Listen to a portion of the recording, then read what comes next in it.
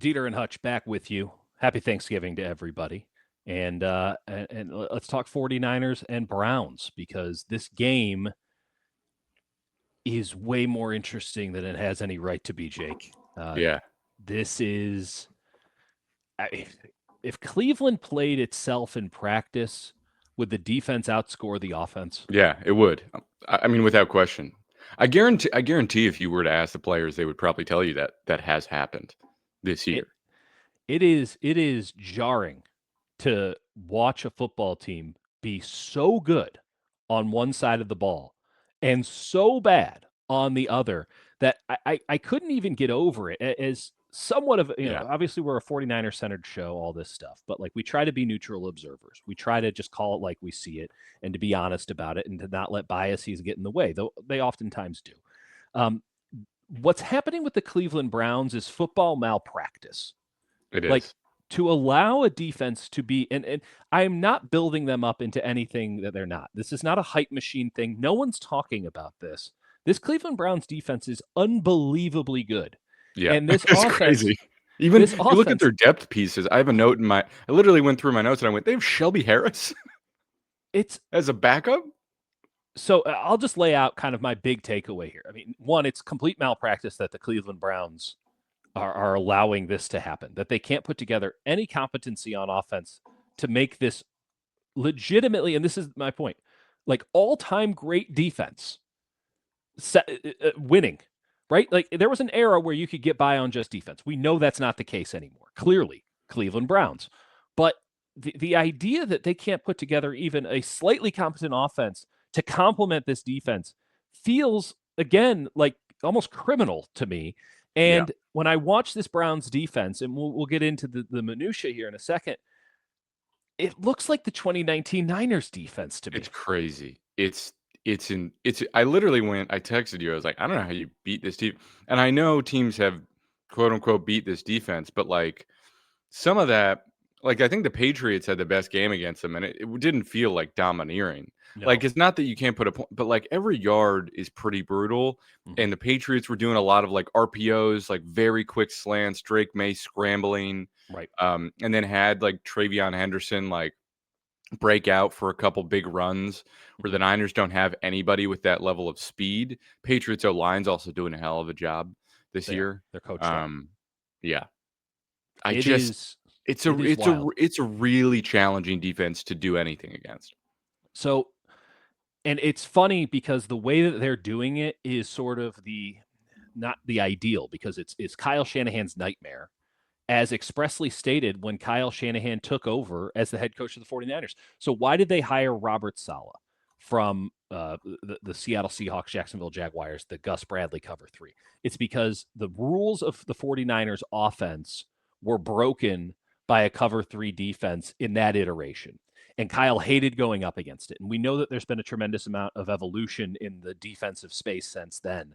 But it was effectively, if you're a zone blocking team, if you go up against a team that can rush for and get home repeatedly, if not consistently, and drop into a zone coverage or outside man to man, but zone in the middle, it's really, really difficult to move the ball. And that's exactly what the Browns are. They're single high, cover three, cover one, and they rush for and get home all the time. There's some more window dressing than maybe in 2017, 2018, 2019, the sort of end of the cover three era of football. But it is pretty simplistic in how they do it. They're just better athletes and better at their jobs than anybody I've seen on tape on any unit this entire season. And it feels like when they do dial up a blitz, which is like an average rate, not like Mm-hmm. high, just middle of the pack, feels like they're getting home Yes. because it's pretty thoughtful the way they're designed, and it feels like and it's tough when you watch the Raiders, who are not a joke of a franchise, and you're like, I don't know what to make of this. You have to go back and watch other teams actually handle them, Mm-hmm. but they present so many problems up front. Both, I mean, Malik Collins like having a resurgent year next to Mason Graham, It looks great. and Myles Garrett is just the most obvious problem in the league. But like their secondary. By the way, they traded away Mm-hmm. that trade with the Jags. They haven't lost anything with Tyson Campbell. Like he's a No. really good corner. Like, I He thought is. that was an interesting trade where you're like, if you're the Browns, you're getting a draft pick and you're not losing too much. It's kind of an odd swap. I think Schwezinger is a guy I liked probably more than you in the draft, but I was so wrong. I him, was so wrong. he's a He's problem. awesome. Dude, he gets it. He flips those hips and like, but it just you look at every single position. It's like every single position is good. Grant Delpit is awesome. A weak spot. Like I can't find it. I don't know where it is. I don't know how you attack him. And yeah, in watching the film, you've been through probably more of it than I have, just because of life and such. But I decided, okay, I'm going to watch the two teams that would be closest in scheme to the 49ers. So I watched the Packers game and I watch the Vikings game, which that's not great if you're thinking about moving the ball against the Cleveland Browns. And it was the case in point of if you run zone up front, you're dead. They'll beat you every time because it's not just they're getting penetration and they're rushing from the wide nine and they're breaking zone blocking rules in terms of handing off and stuff. Sideline to sideline, they fill at an exceptional level. And I can only Everyone's go, fast. everyone's Every fast. player's fast. They play like they're two times faster than the offense. I mean, it looks like They you play like shifted they've to all just Madden. watched film of their offense before every snap, and they're very mad about it, and so they go out there with a mission. It's really really impressive, and I guess my only thought from the Niners perspective is that they're more talented than on offense than a lot of the teams that the Browns have faced this year, and Yeah. that they have this gap stuff that they can run to every now and again. Or they did it almost ubiquitously against Atlanta, but with now dash motion and an offensive line that's more willing to run gap stuff, there might be opportunities. And let's not forget why they brought in the gap stuff against Atlanta. It's because they were playing a wide nine, aggressive, get into the backfield, ask questions later defense. That is what Cleveland at least puts on paper, but they're so physically talented and so schematically sound that I can't even guarantee that's what they're going to do on This Sunday. is this is a game, I think, if any, for Pearsall to, like, shine in terms of, like, Has to. the problem is the weather could complicate that. On paper, because you look at the weather, by the way, just in case anyone Let's doesn't do it. know, Let's do we've it. got a lake effect snow warning. Love it. Can't get enough of it. Dieter and I have actually Dieter has covered lake effect, if you go I back lived and Lake just Effect. yes. Chicago. We live right next Um to a lake. It's brutal. So snow potentially today, tomorrow, Friday, Saturday. Sunday looks like freezing rain, which is worse than the snow. So bad. And you've got Brock with who listen, I was a little So dubious. I was a little dubious of like, people like, oh, he's got small hands, whatever, doesn't do well in the weather. He has not defeated those accusations even nope. at all. Has not beaten Um, the allegations. no, he's not. So I think it's something where on paper you're like, all right, man to man, we actually have a few guys that can do some damage. Like Juwan's terrible at separating, but has typically won at the last possible second. That's a third down option. Kittle, you give him a choice route, like he can beat pretty much anyone in the league. I'd like to see him against Schwezinger because I think that's a really interesting challenge. And I think few linebackers are built in the way he is athletically to be able to handle tight ends like that. And then McCaffrey obviously changes that. So you should have guys where you're like, all right, if they stick to man to man, we have some options, but you have to be quick and you have to be precise. And I think it would be a lot of quick slants, a lot of immediate like choice routes, and just getting the ball out quick and letting the game sort of open up. But the weather is I don't know you're going to have to be able to run the ball effectively, and I just don't see a way that that's going to be easy at all. You have to do something that gets Cleveland thinking and on their back foot.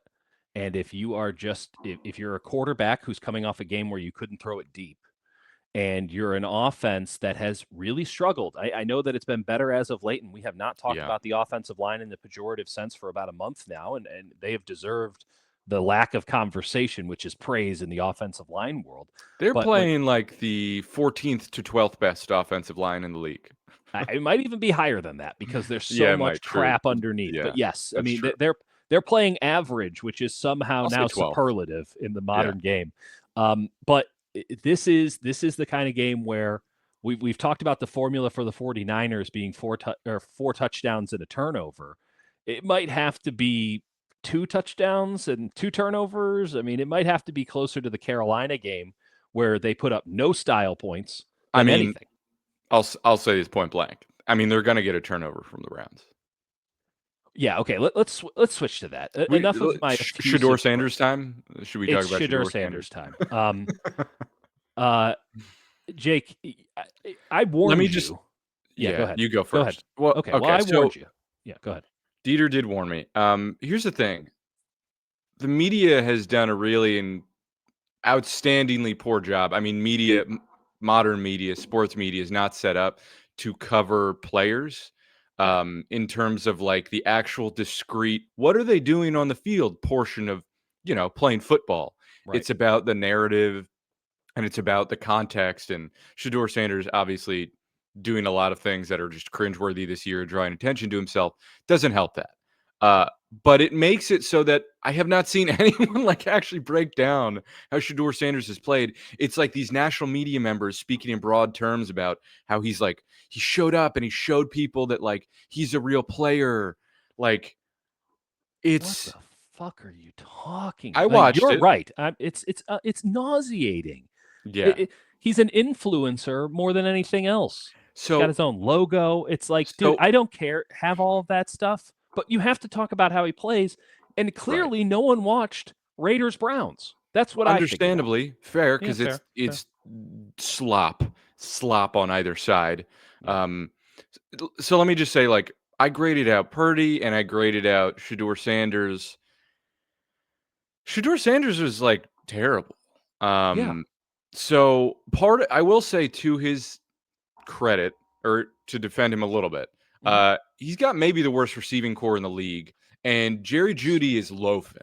He is loafing out there. I don't think Cedric Tillman's loafing, but he looks like a shell of what he was like a year or two ago. Hmm. And then Isaiah Bond is just kind of nothing. There's I mean, he's something there. shifty. He's shifty, but like he's not really beating me. I don't know. I don't know totally Offensive what to line make. hasn't been good either. They don't have. I mean, No, they outside of used to. Judkins running headfirst into the line, they don't have anything there.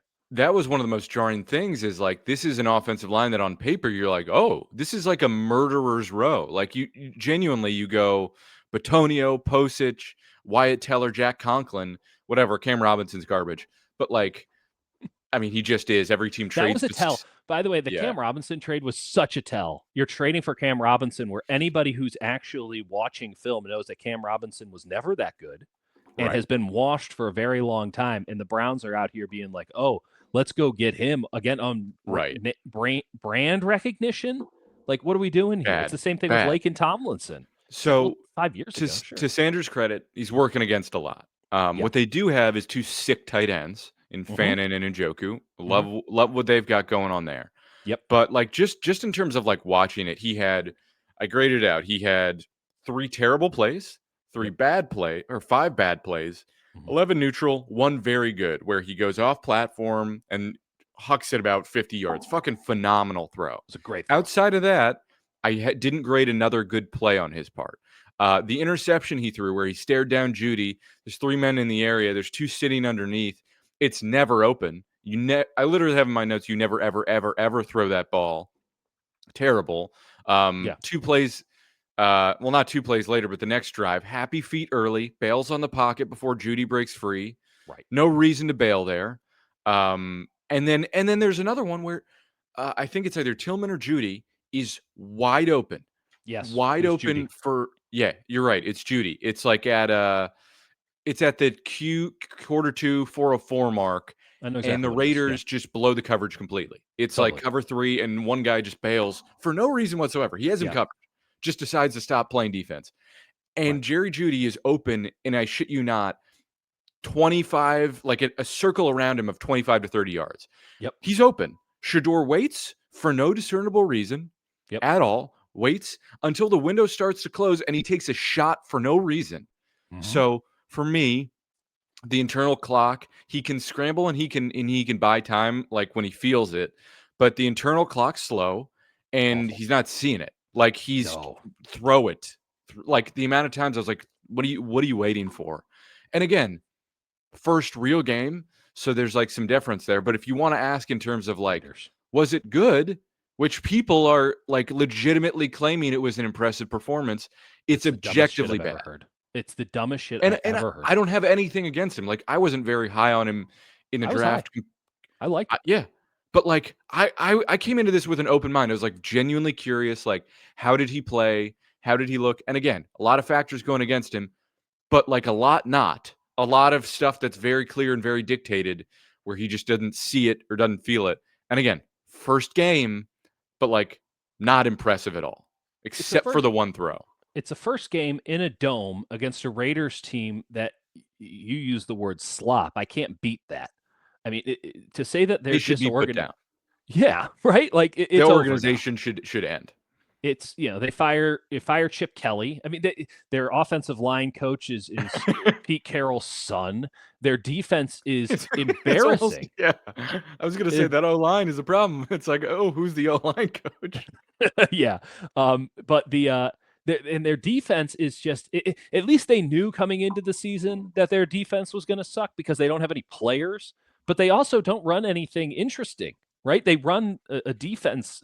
This is the Raiders now, like it's 2015. There's nothing clever going on here. They're not trying to make up for all the praise that we've given Robert Saleh. He's working with a quarter of the deck that he started the Right. season with. At least he's trying to do something. The Raiders are just trying to sim to the end of this thing. And yet, every time the ball is snapped, when you're watching Shedeur Sanders, he's running around like he's Patrick Mahomes, and they just brought 7 against him. And Yeah. it's just Shedeur Sanders is the concept of a quarterback, right? Because you see that throw to Bond, and you're like, oh, that's really awesome. Except that happens once.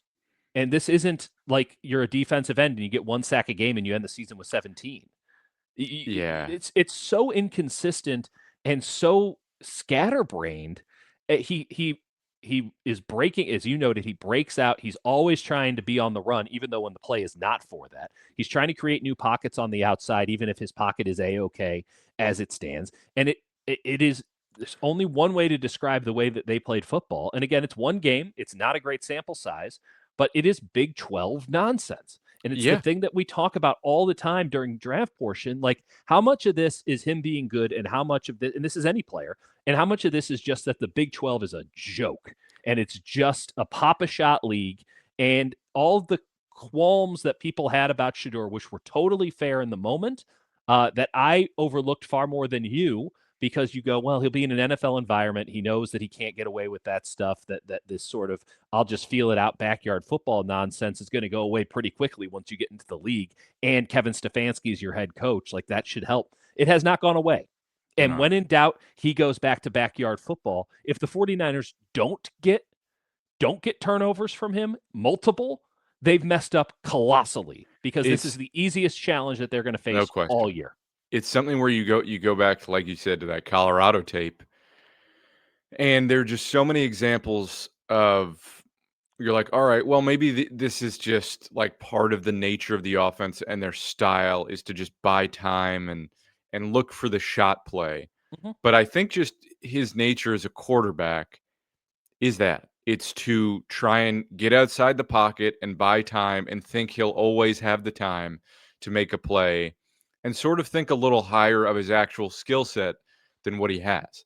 And Yeah. that's not to say he has a poor skill set. I think he does have a decent arm. It's not in terms of like velocity that Mhm. impressive, but he's got the range and he's Right. got decent touch, but he counts on the ability to like buy time and scramble and like make an off schedule play when the play's right in front of him a lot of the time. And sometimes when it's dictated, like I said, where there's like a little snag to Judy and there's underneath coverage. Like Yeah. you Here's free always, money. always Purdy in a bad game this week looked off 3 or 4 of those throws where he went, that's covered early in the game. I think it's one of the first plays. Ball's supposed to go to Pearsall in a little snag route. Mhm. Purdy sees the linebacker sitting there. He moves off of it because it's like fundamental, basic. That's how you get through the progression. Mhm. Shador went, okay, that's where I'm supposed to throw it. I'm going to throw it. And again, Yeah. you should give guys deference because they're rookies and they're inexperienced. But like in terms of this is the guy who's coming into the game and we're evaluating what to expect from him, This game. I can't possibly expect a good performance.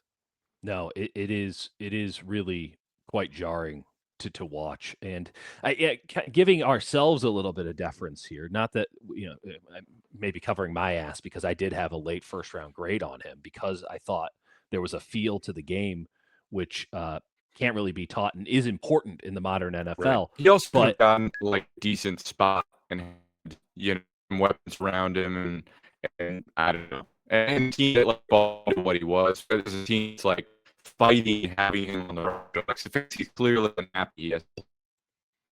yeah, yeah, I also think just that quarterback class, and we knew it wasn't a good one. But with Cam Ward being the number one pick and that being set as sort of the standard, I mean, Cam Ward is getting a lot better now, but we've seen the struggles of Cam Ward, and it wasn't all just Brian Callahan of him thinking that he could just physically dominate a game by doing whatever it is he was doing at Miami, breaking the pocket, backyard footballing it. And it's not now until he realizes, okay, that is not going to work. I will die this way. We are not going to win this way. Everybody on even the worst defenses in the NFL is too fast to get away with that crap. Again, pointing to the Raiders in this game against the Browns last week. Um, Now that he's a little bit more controlled, well, now you're starting to see Cam Ward really come through. And I'm actually kind of impressed by watching Cam Ward as of late and think that Yeah, that might be a game that Niners fans shouldn't overlook either. But if that's set as the standard in this quarterback class, then yeah, Shedeur Sanders isn't far off of that standard. He really I know. isn't. But and I do think that there's a world in which Shedeur Sanders gets there and can be that guy.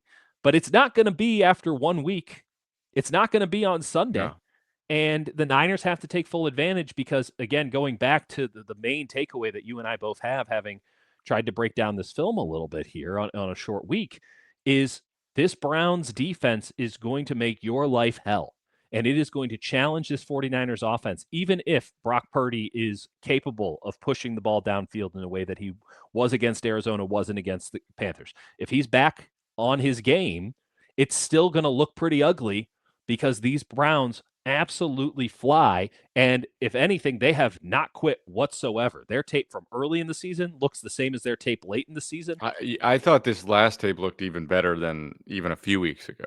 I'll give you that. I'll give you that. So, do you think that the gap stuff can be effective? I mean, it has to be the answer because you noted the New England game and Drake May running some read option and stuff like that's not Brock Purdy's game. And I have seen a couple of teams try to do that, and it's worked okay. Depends on the Yeah. quarterback.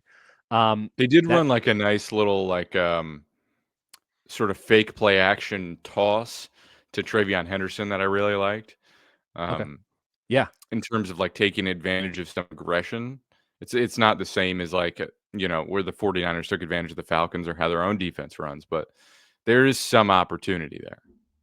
I am. I'm very curious as to what Kyle can draw up in this one because if last week on Monday it was Kyle trying to maybe get some style points and prove a point, which failed by pushing the ball deep when you didn't have to really do that, but trying to maybe see what the max Right. limitations of this offense were. Like, okay, well, you don't have those opportunities now. Like, you can't mess around and find out and still win the game.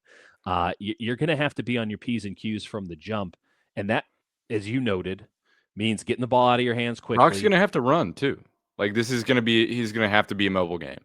Just the I, nature of, like, what the Browns throw at you, he's gonna have to run.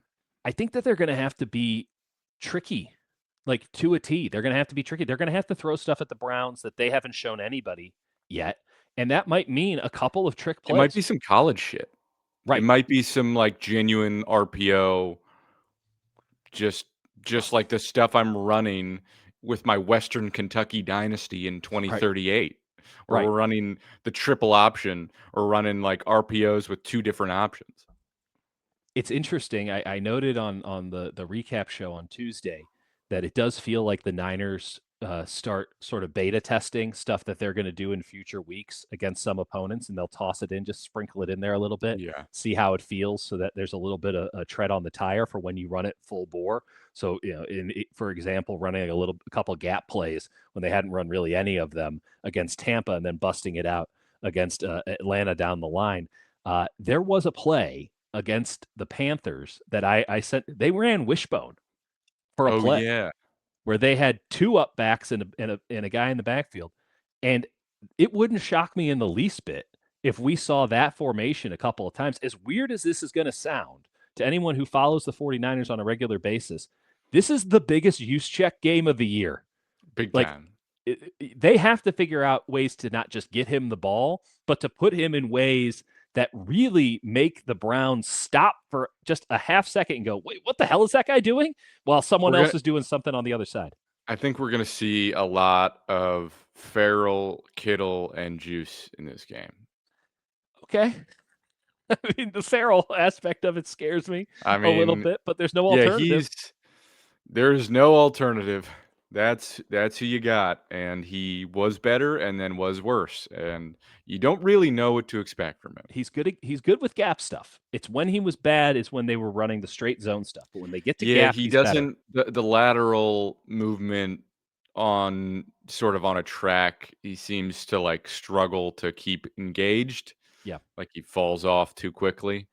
And I'll say the same for Juice, by the way. I mean, Juice was having a disastrous season, save for I thought he was okay against Seattle. That was a weird game The start of the in season was general. rough for him, but It yeah, was real rough. And then they start busting out the gap stuff and the dash motion, and they start to lean on him a little bit and he's as looked good. a interesting chess piece, and it has looked better as of late. So both of those guys have to do it.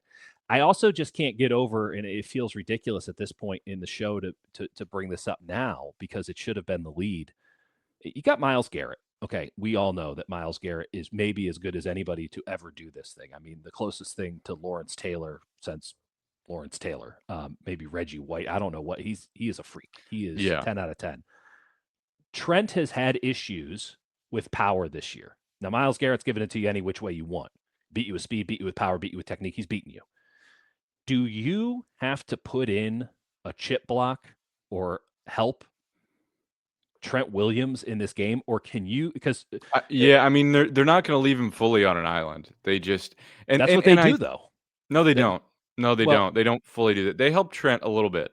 okay, They've helped Trent a little bit this year, in a way where in the past they didn't. But, like, genuinely, I've gone through and they get it's not much it's basically the same as McKivitz. I feel like mm, both players are getting a similar amount of help, but Trent is getting a fair amount of help this year. And it's okay. not like he's definitely one-on-one probably 2/3 of the time, but about a third of the time, sometimes more like 40, almost 50% depending on the game, get some help. I think they will offer Trent some ways to, like, save himself. And Matt Mayoko was on with me on KMBR this morning, and he was like, "Yeah, Miles Garrett lines up against the left tackle 85% of the time," which is even more incredible when you think about the Yeah. fact that he's on pace to set the single season sack record, and he's going up against the other team's best offensive lineman. Like, as much as an advantage as it has been, as you say in the past, I haven't. I'm not breaking down the line on a week by week basis the way you are, so I'll take your word for it. As much as an advantage as it has been in the past to just put Trent on the island and play 10 versus 10, um, they're putting Miles Garrett on the island and they're Right. playing 11 versus 10 because he is beating the left You have to tackle. you So, have to have a game plan for him like you'd have for Aaron Donald in terms of, like, yeah, don't yeah. ever don't ever always know where he is at any every single moment, and I think there's gonna be a couple times where he stunts inside and murders Jake Brendel, Yeah, and it's that's gonna be a probably problem. right. That's where I'd be worried about because and it's not like you game plan for those, like, a couple reps, but, like, those are the plays where you can get Brock Purdy hurt, and, Mhm. like, that's stuff to, like again, it's only gonna be a wrinkle or 2, but anytime there's, like, an unblocked pressure up the middle, which is I've seen from the Browns do that a couple times, that's what I'd be worried about. And yeah, I was not a big Malik Collins fan when he was with the Niners. He has been magnificent for the Browns this year. Revelation? I said magnificent. I avoided the revelation term. I don't think it's been a revelation. I think he's been really, really, really good for them, and I don't think it changes them fundamentally that he's been good, because again, they have really good players behind him too. Mason Graham uh, is going to be part of an interesting trivia question from here on out because who did the Jacksonville Jaguars trade in effect to get Travis Hunter. By the way, just killing it down there with the Jaguars and the Falcons, both trading multiple first-round picks. I mean, they're just doing so great for all of that. But Mason Graham was the guy that, I mean, I was even down on him, and I still couldn't drop him below like 6 or 7 on my list. And he's been really, really good. They are a force to be reckoned with. How are the Jaguars 7-4? Anyway, I Yeah, guess the well, AFC's because they good. beat the Chiefs and they beat the Niners, so there's something there. What a weird team. Anyway, Well, it won't last long. I mean, as much as we can talk ourselves into the Niners, if they're able to win this game and win another one or two, that they can be plucky in an NFC that looks pretty wide open outside of the Rams at this moment. Um, no one's talking themselves into the Jaguars, who are I firmly know. in a playoff spot. My But my Colts are sort of sweating it though. Jaguars are a game back. Texans are 2 back. hey, no, that And AFC I think South, they don't played sleep on them them. both twice in the final, Ooh, yeah, that yeah, they sounds right.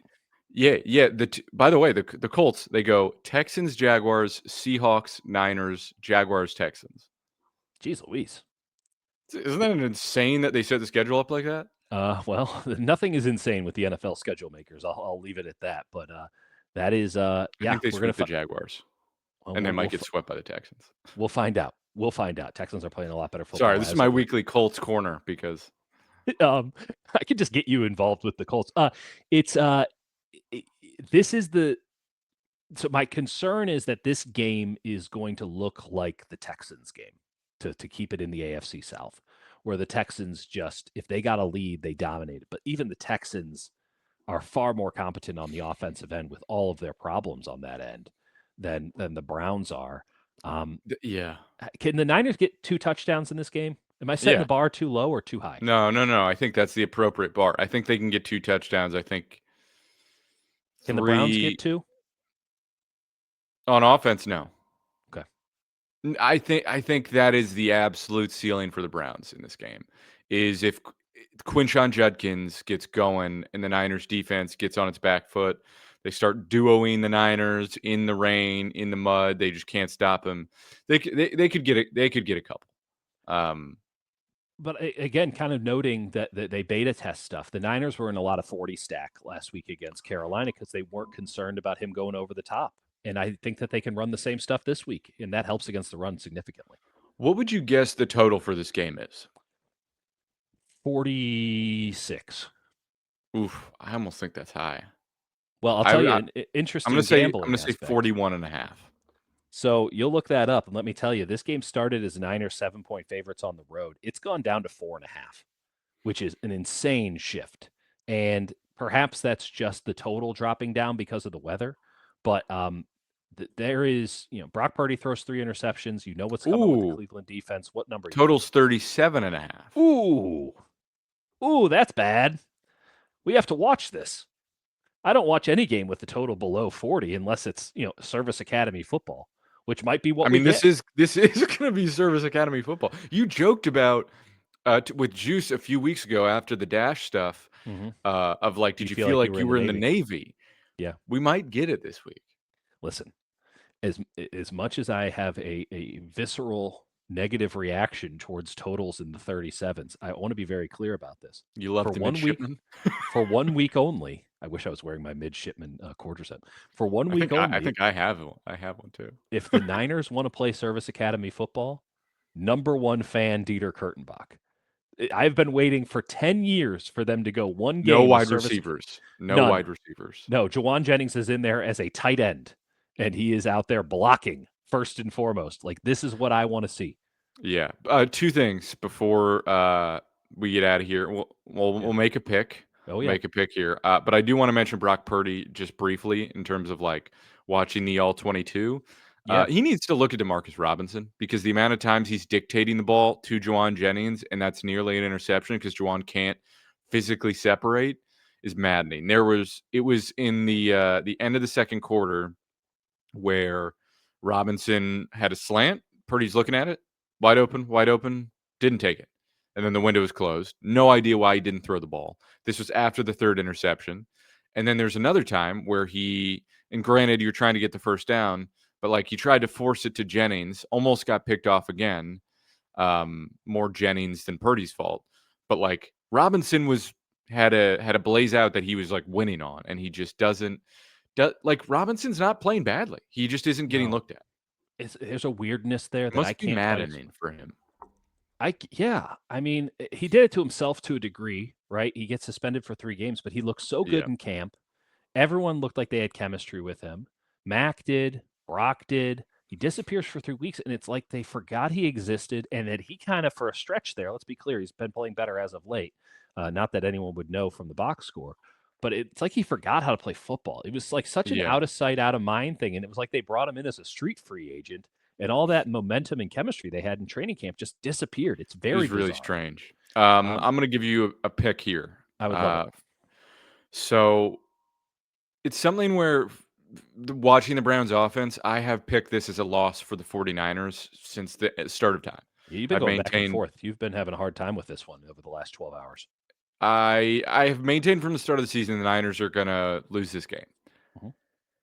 That said, that Browns offense is trash. Yeah. It's trash. It's Quinshawn Judkins and a couple of tight ends, and I really, really struggle to see how the Niners won't force a turnover Mhm. and at most allow 2 touchdowns. And that Okay. feels like a rose-tinted sort of the defense gets them in field position, Mhm. and then, Quinshawn Judkins puts it in the end zone. Right.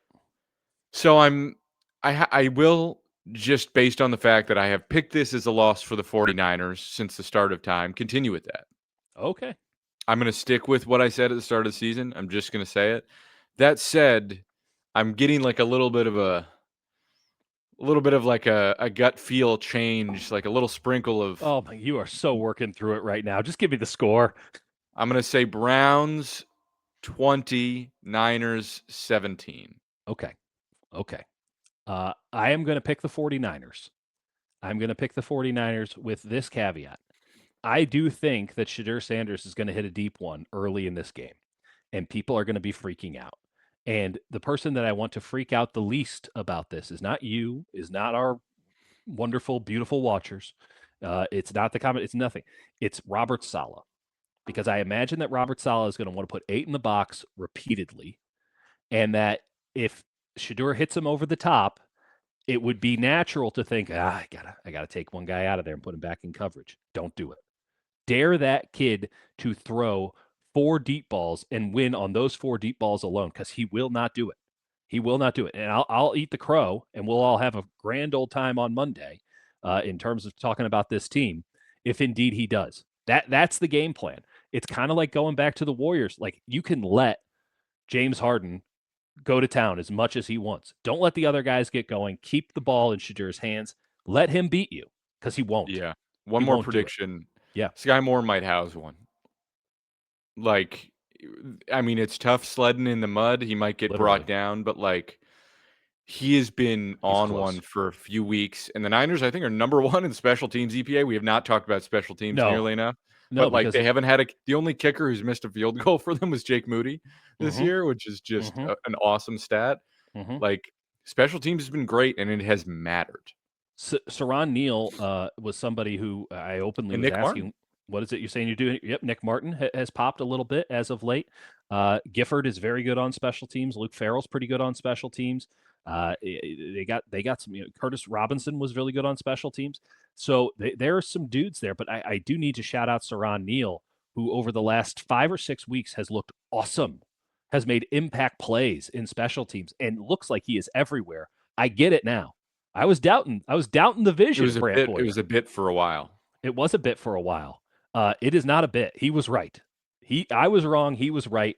I'm going to give you the score here: 16-11. This Love it. game will involve a safety.